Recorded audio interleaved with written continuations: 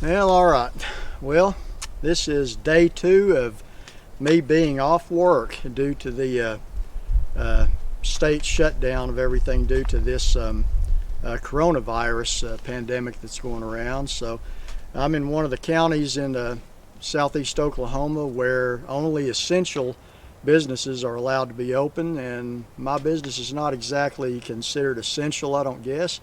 I sell musical instruments, so I don't guess anybody would die if they didn't get theirs. It doesn't help being out of work, but you know, we're kind of in this together, so we got to work together to get this thing under control as quick as we can. So I just thought I would take this time to make some videos for my YouTube channel and read off some of the reports that I've gotten in. And I got this one here just a couple of days ago, and I found it quite interesting.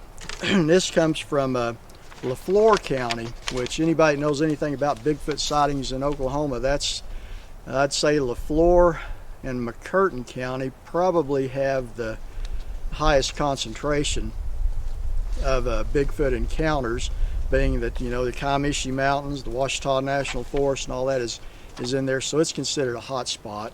And this gentleman here, he emailed me a couple of days ago, and I'll just read off what he's given me verbatim. And he said, "I've recently started watching your YouTube channel and am very excited about what you're doing by sharing people's stories. I know quite a few people that have had experiences but never say anything about it for fear of ridicule and their reputations," and we know that's true. "I would like to share some of my experiences I've had and have no problem with you sharing them on your channel." And that's what I'm going to do. And again, to the gentleman that sent me this report, thank you. He says, "I'm from southeast Oklahoma in Leflore County. Me and 2 of my friends all shared this experience together. We were on the southwest side of Wister Lake in a remote area of off Pocahontas Road, way off the paved road in the woods at a little camping spot I like to go and night fish for catfish. The spot is not too far from the very small town of Summerfield, Oklahoma, which is close to Tallahena. We go out there right before dark and got a good campfire going. We sat and talked with each other for a while when I noticed some sounds coming from the wood line.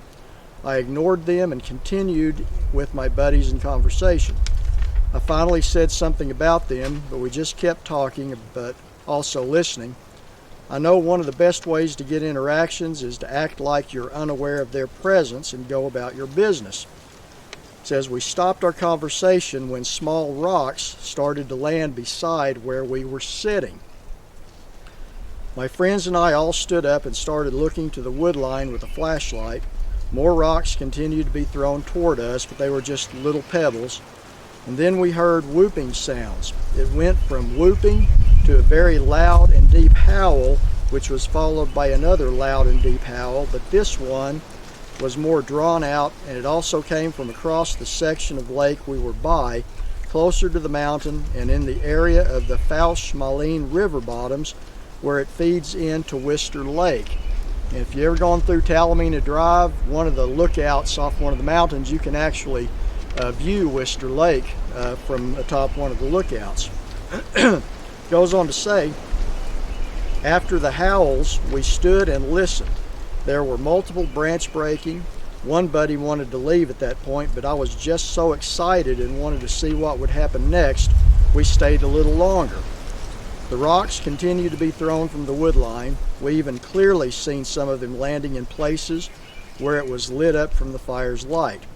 When a rock the size of a brick was thrown, we left." That's probably a good call.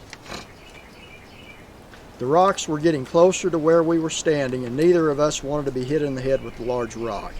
My buddies still remember this, but will only talk with me about it and never mentioned it to anyone else. I believe this was late 2016, right before fall. It was still pretty hot outside." So they didn't actually see anything, but they did experience the vocalizations, rock throwing at them, and we know, you know, other than us, nothing else throws rocks except, you know, Sasquatch have been known to do that. So he said, I've returned to different spots on the river there and around the lake close to that location and have gotten numerous howls and vocalizations. There have been multiple sightings on Pocahontas Road on that side of the lake. People reported seeing them run across the road at night. And then he goes on and says one older gentleman that's seen one crossing the road at night was actually a retired police sketch artist and drew a very detailed pictures that he says I have been able to see. And I would really like to see that if he still has access to it. He said it was only about 4 foot tall and very mangy with patchy hair, almost like, and this is his words, like it was pubescent or not mature, and he thinks that's why he may have seen it as clearly as he did, because it was perhaps young and curious or just made a mistake by crossing in front of his truck. He said, I have one spot I like to go to where I can usually get pretty good vocalizations or branch breaks. I've also seen pine tree saplings, not small but tall skinny saplings that have been broken at the base, and they're interlaced in the tops of large pine trees almost like a bed or nest off the ground. This is on the side of Rich Mountain. Anyways, I have a lot more experiences and first-hand accounts from credible people I would be more than happy to share with you. I think it's great you have a channel where people can share their stories without being ridiculed or not taken seriously. And I can tell you that if you send me a report to share, I don't allow people to ridicule these things on my YouTube channel. I delete trolls before they ever get started, and I'm going to continue to do that. It may take a little extra time to weed them out before I put your video up, but just be patient. I don't think anybody ought to have to put up with being ridiculed by being brave enough to come forward with their story. He says, I try to get out in the woods and mountains and do research as often as I can. I have a good friend that's had quite a bit of experiences in his life, and we go out every chance we get. We take it very seriously and are just intrigued and interested in the subject. It's easy for people to dismiss that nothing is out there when they haven't grown up in my area or been in the woods most of their lives and actually pay attention. There's a lot of people in Leflore County that have seen something but don't come forward with it. I grew up in Summerfield, Oklahoma. The Ouachita National Forest and Winding Stair Mountains were literally my backyard, just walking distance from the back porch. I've always heard stories from the neighbors and listened to them at campfires and get-togethers we would have, and always find it interesting, all the encounters that people would have around the area and never tell anyone but local friends in the area who more than likely have had similar encounters. One story that really stands out to me is of my good friend's relative, who unfortunately has now passed away. He lived in Hontubby, Oklahoma, and I thought that was a typo at first. I thought he meant Honubby, but I looked it up and there actually is a Hontubby, Oklahoma, which on Wikipedia said it's a Choctaw word that means wait and kill. So whoever that was named after, not exactly a very pleasant fellow, obviously. But he said he lived in Hontubby, Oklahoma, south of Heavener. He says he looked out his kitchen window into the pasture in front of his house in broad daylight and witnessed a very large creature at the barbed wire fence, with the creature just a little smaller than itself, and then what he said had to have been a baby. He said the large one stepped over the fence along with the somewhat shorter one, and the larger one turned back and pushed the top wire of the fence down for the small one to cross, and then they continued through the field into the tree line. He said the largest one was massive.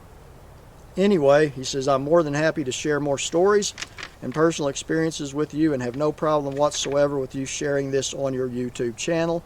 This is a subject I take very seriously and appreciate that there are people out there that take it as seriously as I do and don't try to make games out of it. Now, there you go.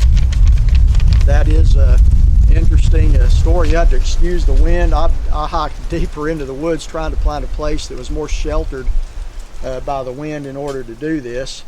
And, you know, if the wind is interfering, you'll just have to kind of overlook it. But anyway, very interesting story. That last one, you know, with the three crossing the fence and so on, very, very interesting. So anyway, thanks to this gentleman for being willing to share. If you have an encounter you would like to share from the same area and such, and would like to share with me to put on this YouTube channel, just send it to me at bigfootandmore@yahoo.com. If you are enjoying this channel, like what I'm doing, I would encourage you to click like, share, and subscribe. And like I say, as long as people are interested in seeing these, I'm going to keep making them. I've got a pretty good database of sightings and encounters built up over the years. And it doesn't have to be that you've seen a Bigfoot. Perhaps you found tracks, like this gentleman having rocks thrown at him, things like that, vocalizations. I'm interested in hearing all of them. It doesn't have to be a plain sighting. All of this evidence adds up. So that being said, I'm going to hike out of these woods and go indoors and continue with my isolation till this thing is over with. And I hope everybody out there stays safe, stays healthy, and this will pass. Have a good day.